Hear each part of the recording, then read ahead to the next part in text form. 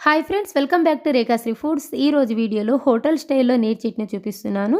ఇడ్లీ దోశల్లోకి చట్నీ బాగుందంటే ఆ టిఫిన్ అనేది అద్భుతంగా ఉంటుంది. అందుకని చట్నీ చేసేటప్పుడు కొన్ని టిప్స్ పాటించి చేయండి, చాలా టేస్టీగా ఉంటుంది. ఈ చట్నీ అయితే ఎస్పెషల్లీ ఇడ్లీలోకి జారుడు చట్నీ లాగా చాలా చాలా టేస్టీగా ఉంటుంది. ఒకసారి ట్రై చేసి చూడండి. ఇంకా దీనికోసం ముందుగా స్టవ్ మీద ఒక ప్యాన్ పెట్టుకుని అందులోకి ఒక 2 స్పూన్ల వరకు పల్లీలు వేసుకోండి.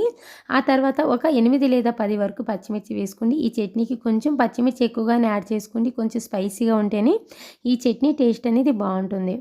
ఆ తర్వాత కొద్దిగా ఆయిల్ని వేసుకుని ఈ పల్లీలు అలాగే పచ్చిమిర్చిని దోరగా వేయించుకోవాలి. మరి ఎక్కువ వేయించుకున్నారనుకోండి ఈ చట్నీ టేస్ట్ అనేది బాగుండదు, అందుకని చెప్తున్నాను. సో ఈ విధంగా పచ్చిమిర్చి అయినా పల్లీలు అనే విధంగా లైట్గా వేయించుకుని ప్లేట్లో తీసుకోండి. తీసుకుని వీటిని పూర్తిగా చల్లారనివ్వాలి. ఇవి చల్లారిన తర్వాత ఒక మిక్సీ జార్లో వేసుకుని నెక్స్ట్ అందులోకి ఒక అరకప్పు దాకా పచ్చి కొబ్బరి ముక్కలు వేసుకోవాలి.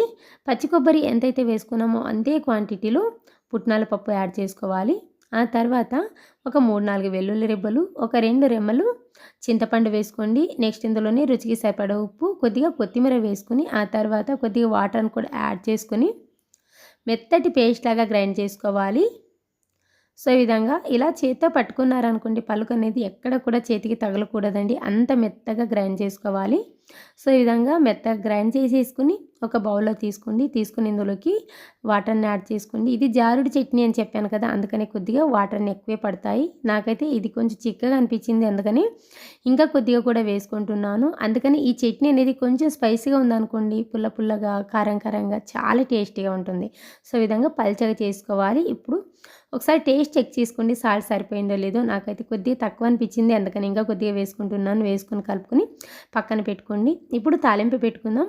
స్టవ్ మీద ఒక పోపు గిన్నె పెట్టుకుని అందులోకి 1 స్పూన్ ఆయిల్ వేసుకోండి. ఆయిల్ కాస్త హీట్ అయిన తర్వాత ఆవాలు, జీలకర్ర, 1 ఎండుమిర్చి అలాగే కొద్దిగా కరివేపాకు వేసుకుని వేయించుకోవాలి. సో ఈ విధంగా పోపు అనేది బాగా వేగిన తర్వాత ఇప్పుడు దీన్ని చట్నీలో వేసేసుకుని మిక్స్ చేసి తీసుకోవడమే, అంతే.